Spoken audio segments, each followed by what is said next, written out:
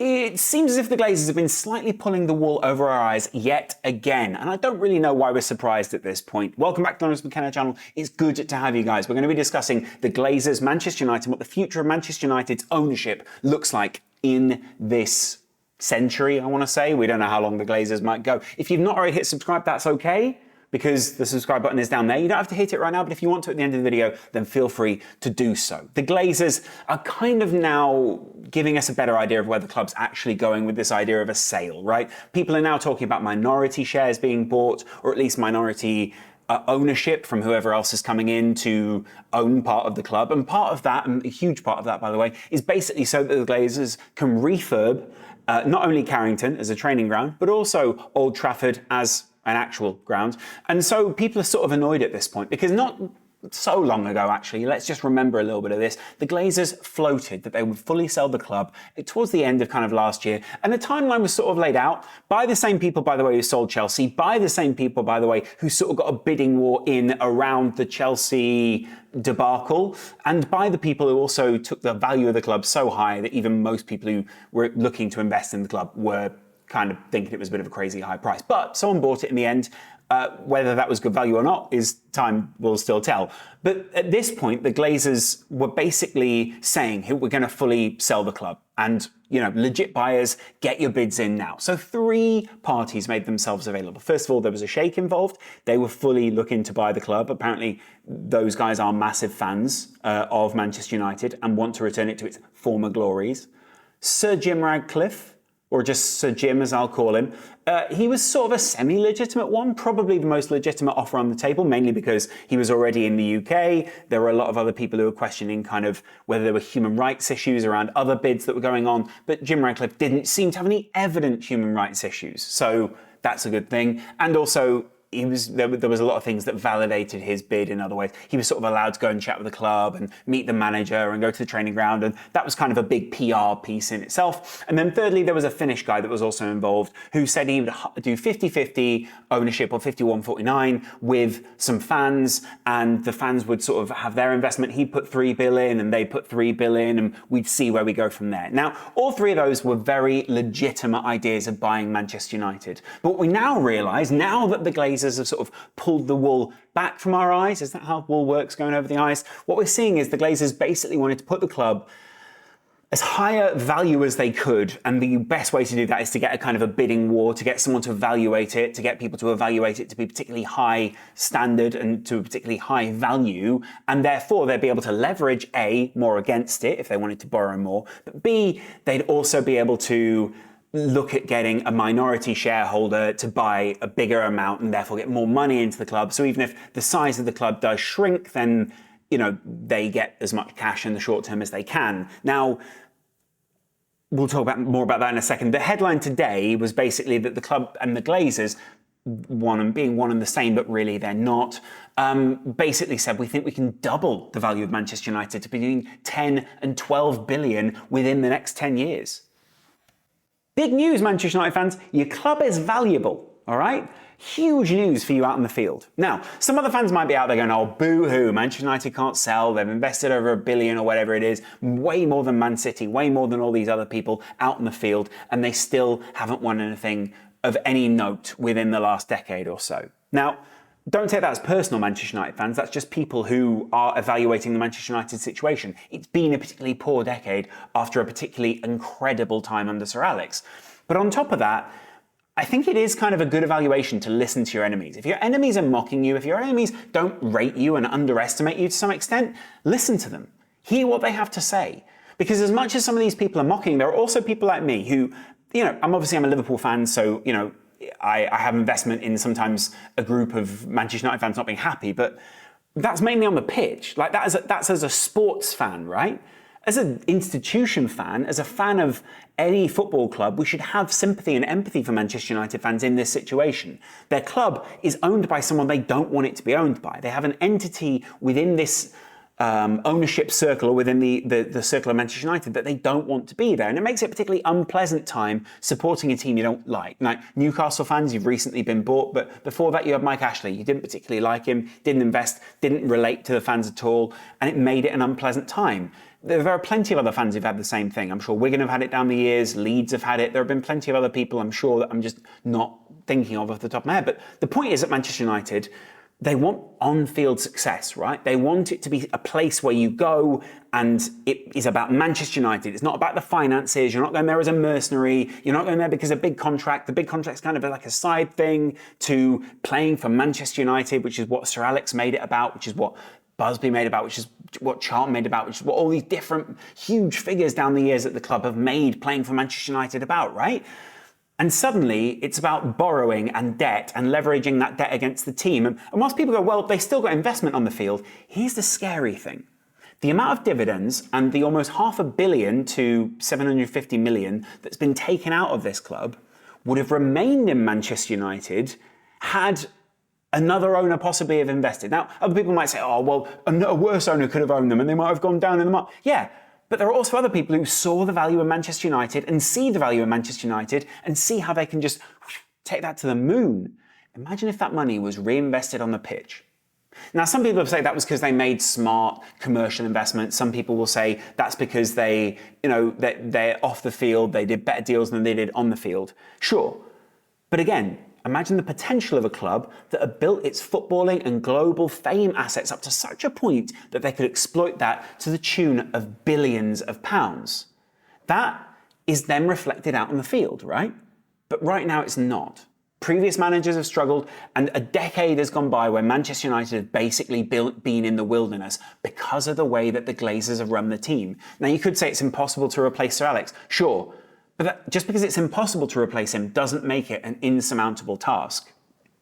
It doesn't mean that they needed to go through this many managers. It doesn't mean that down the years Mourinho didn't need to say, hey, it was my greatest achievement during my career to get Manchester United to second. That shows the degradation of this institution over this time. And as football fans, we should be wary of this and supportive of Manchester United in their plight in the first place, because it can happen to your club. It can happen to any one of our clubs at any point. So being supportive of them is a good thing. Doesn't mean that you want them to do incredibly well out on the field, even if that is a byproduct of everything else. This is about preserving football. This is about preserving the institutions and the ideas that we have held dear as football fans for years. Now let's cover this nice and early on. What does this mean for Manchester United out on the field? Well, it probably means more of the same from Manchester United in the short term. In the long term, maybe it does mean a little bit more investment in terms of if they can do the stadium, if they can get Carrington better due to this investment, then sure.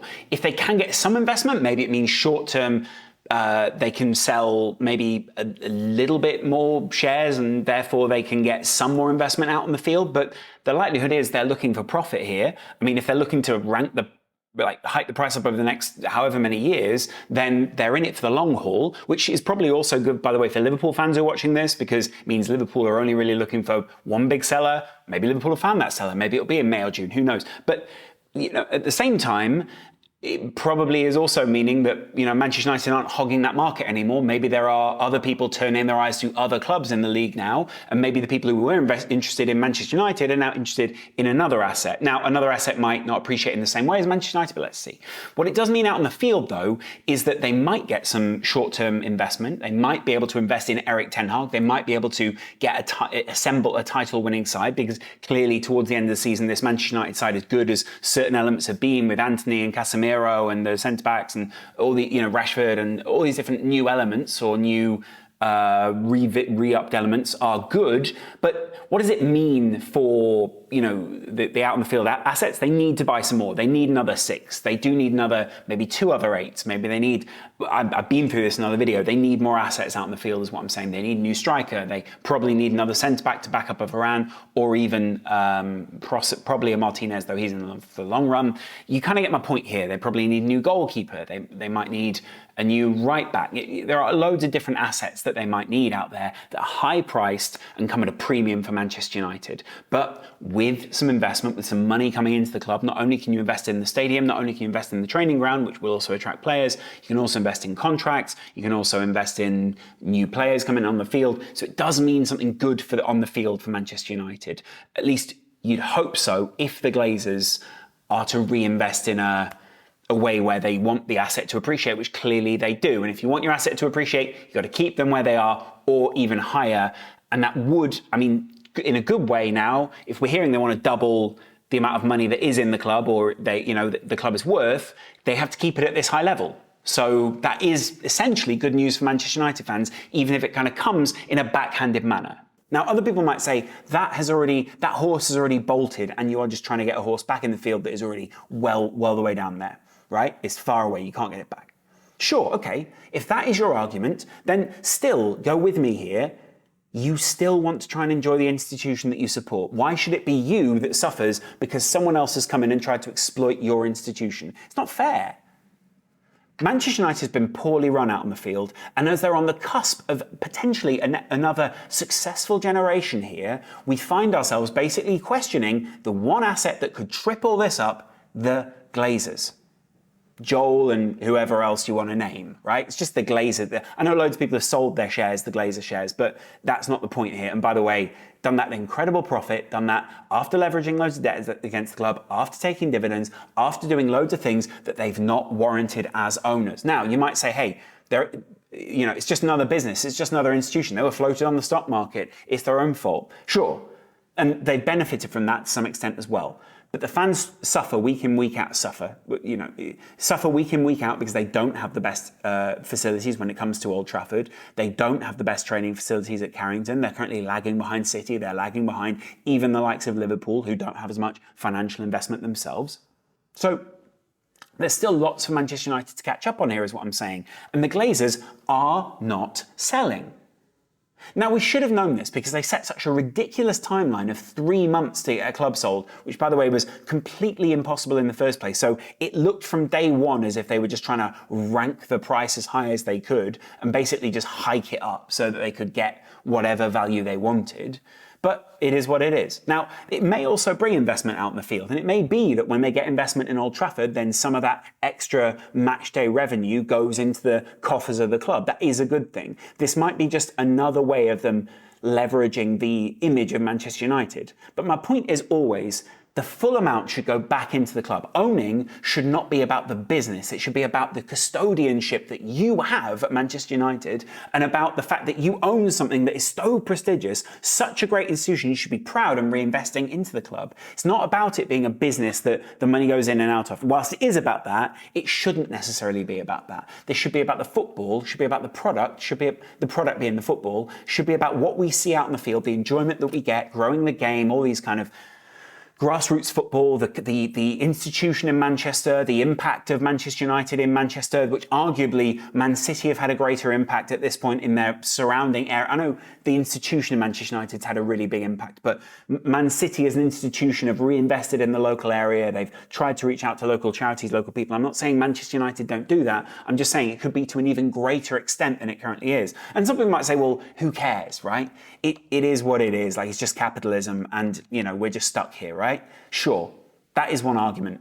But why should it be just that some people benefit from that and we as football fans have to suffer from that? We as football fans suffer for the Premier League as a product right now. Because put it this way, right? If the best people, if you want to do trickle down, which some people do and some people don't, if the best teams at the top, Manchester United, Man City, Arsenal, Liverpool, Chelsea, Tottenham, all these teams, right? The list goes on, but that's the original table, right? Do well, more eyes come in, it goes further globally, and things get better for the whole league. I know that some people can say, hey, the gap between Manchester United and everyone else gets bigger. Possibly so, right? Maybe globally. And maybe in the short term, that is the case. But in the long term, more money is coming into the league, more money for TV rights, more money for other people to invest, more money for other big owners to come in and invest in people like Newcastle United, possibly a Brighton, possibly a Brentford, possibly an Aston Villa, all these different other sides who are on their way up the table, right? I'm not saying it always works like this, by the way, but I'm saying if the product is stronger, the Premier League has a better chance of being dominant, and that is a good thing, right? Now, at this point, I'm going to make kind of a weird argument, but I would like to hear what you have to think about it, right? You might still be able to have Cristiano Ronaldo if you have a different ownership. You might still be able to have massive players if you still have a different kind of ownership. Now, maybe Ronaldo, let's just say that Ronaldo's intentions were pure when he came to the club, which I believe they probably were because he wanted to come back and have a good finish to his career, right? Other things took over, but in the short term, he wanted to come back to Manchester United. He wanted to have a good finish to his career, which I believe. If you have good owners, if you had owners who are willing to negotiate, who are willing to reinvest, who are willing to do all the things that they need to do as owners to make it as comfortable for Cristiano and everyone else who's at a very high level to come back to the club, then you would still probably have a Ronaldo or something like that. You might even have a Messi, or someone wants to come to an institution that feels well run like Manchester United, that feels like it's being led in the right direction. You might have been the top name for some of these names, instead of it being Liverpool, Man City, Arsenal, all these other teams that were ahead of United for years. You might have been in the running for Enzo Fernandez, for getting Paul Pogba the team around him that he needed. You might not have wasted part of his career. Not that it was wasted, he had a great connection with the fans, but part of it was. That's my point here.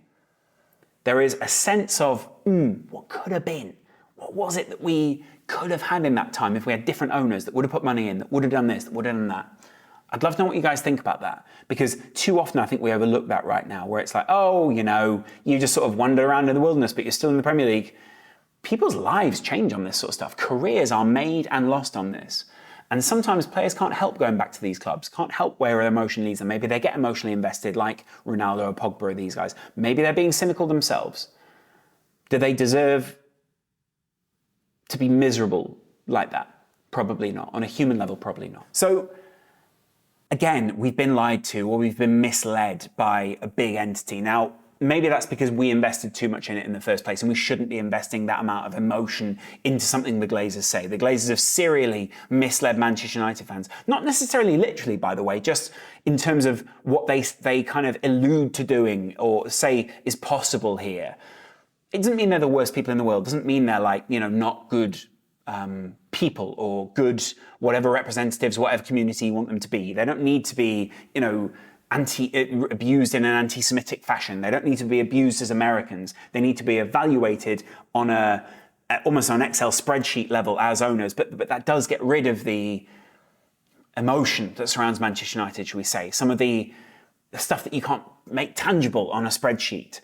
This is what, and I know the intangibles are so non-evident to other people in football, right? Because you only know I only know the intangibles of Liverpool as a Liverpool fan. You don't know how special Anfield is to me. I don't know how special Old Trafford is to you, but I can appreciate how much you probably love Old Trafford. I can appreciate how much you should appreciate Old Trafford, how much you should appreciate your team, how your supportership down the years has gotten players over the line that have then got brand deals for Manchester United, that have then got them bigger supporters around the world, sold more shirts, sold more deals for the front of the shirt and all these kind of things. How important the fans are in that.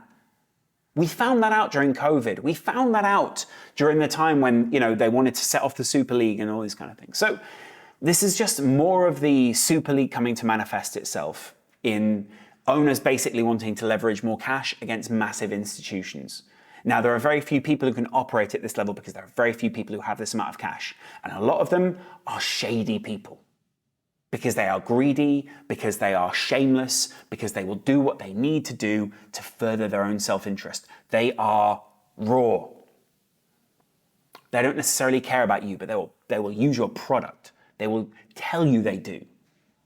Now, some people think some of the Glazers do care a little bit more. I don't know, I can't validate that.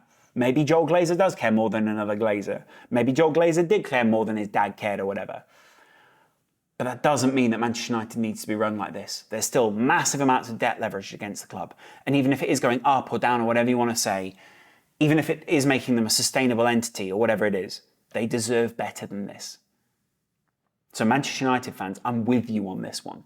The club should be fully sold. Now, some people might also say the other thing of, hey, we actually wanted not to be sold because we don't want to be sold to another entity that we don't know what their intentions are around our club, right? Which I totally also get.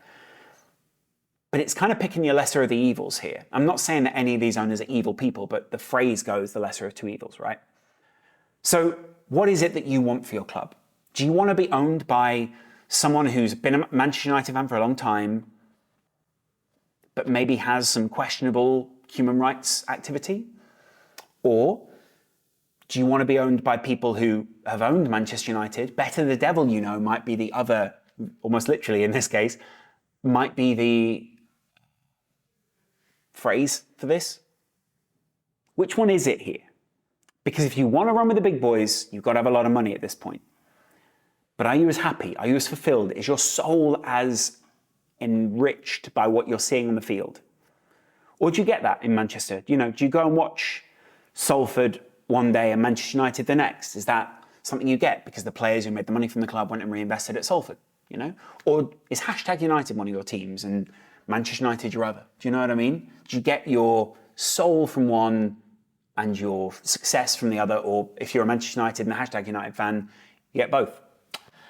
Congratulations, by the way, to #United for getting your promotion. Very good. Very proud of you, Spen and Seb. Well done, guys. And everyone else there. But Manchester United fans, what do you think? I'll chat to you guys in a little while. Much love.